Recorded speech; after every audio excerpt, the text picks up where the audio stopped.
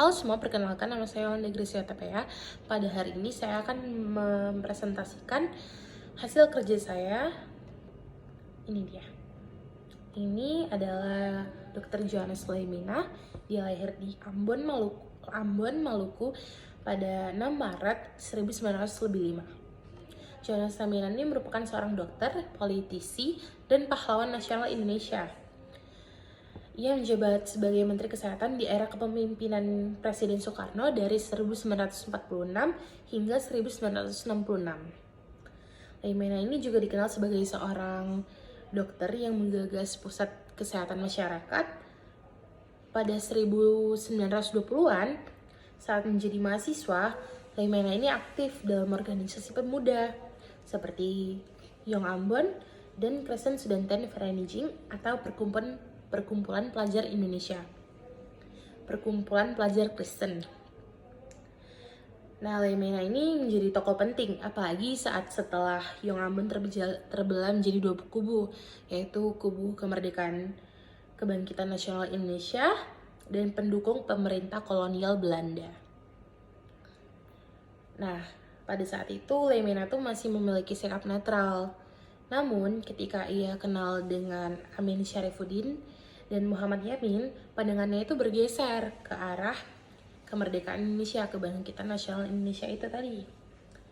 Perubahan pandangan Leimina ini juga dipengaruhi oleh munculnya Partai Nasional Indonesia yang dipimpin oleh Soekarno. Leimina ini sebagai tokoh muda dari Ambon sempat menjadi panitia dalam Kongres Pemuda 1 tahun 1926 dan Kongres Pemuda 2 tahun 1928. Pada Maret 1946, Leimina ini diundang ke Jakarta oleh Presiden Soekarno dan diangkat menjadi Menteri Muda Kesehatan dalam Kabinet Syahrir II. Selain menjabat sebagai menteri, Leimina juga berperan dalam perjuangan mempertahankan kemerdekaan melalui jalur diplomasi. Pada 1973, Leimina terjun ke dunia politik dan ditunjuk menjadi Wakil Ketua Dewan Pertimbangan Pusat Partai Demokrasi Indonesia atau PDI. Jabatan itu dipegang oleh Leimina sampai dia meninggal pada 29 Maret 1977. Dia dimakamkan secara militer di Taman Makam Pahlawan Kalibata.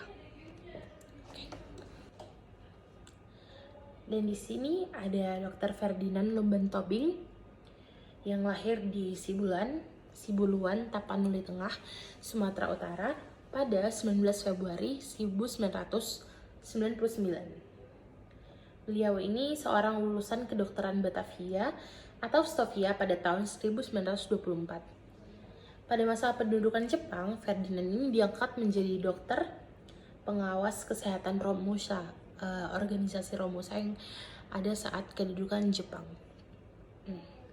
Selama bekerja, Ferdinand ini telah menyaksikan bagaimana sengsaranya nasib para Romusa yang dipaksa membuat benteng di Teluk Sibolga.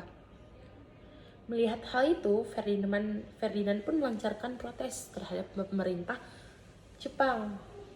Akibatnya, ia dicurigai dan menjadi salah satu target pembunuhan tentara Jepang. Namun, ia berhasil lolos karena menyelamatkan nyawa seorang polisi Jepang yang tengah jatuh dari sebuah kendaraan. Ferdinand pun menjadi anggota Shusangikai atau Dewan Perwakilan Daerah dan Chosangin atau Dewan Pertimbangan Pusat di Tapanuli pada November 1943. Pada Oktober 1945, Ferdinand diangkat menjadi Presiden Tapanuli. Pada awal revolusi, Ferdinand ini turut berperan aktif dalam mempertahankan kemerdekaan, dan saat agresi militer Belanda yang kedua, Ferdinand menjabat sebagai Gubernur Militer Tapanuli dan Sumatera Timur Selatan. Ia menjadi pemimpin perjuangan gerilya di Sumatera. Namun, Ferdinand Lumban Tobing ini meninggal di Jakarta pada tanggal 7 Oktober 1962 pada usia 63 tahun. Ia dimakamkan di Desa Kolang, Kabupaten Tapanuli Tengah, Sumatera Utara. Yang saya dapatkan dari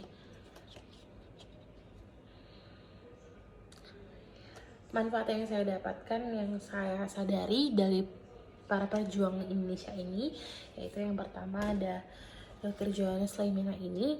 Dia sangat merupakan orang yang sangat bertanggung jawab dan sangat aktif di era penjajahan. Maka dari itu dia berhasil menjadi menteri muda yang kesehatan dalam kabinet Syahrir II. Dia itu sudah menolong banyak orang. Juga yang saya pelajari dari Dr. Ferdinand ini adalah kepintarannya dalam juga kecerdikannya ya, dan di mana dia tidak jadi target pembunuhan karena dia telah menyelamatkan polisi Jepang. Sekian dari saya, mohon maaf jika ada kesalahan. Terima kasih.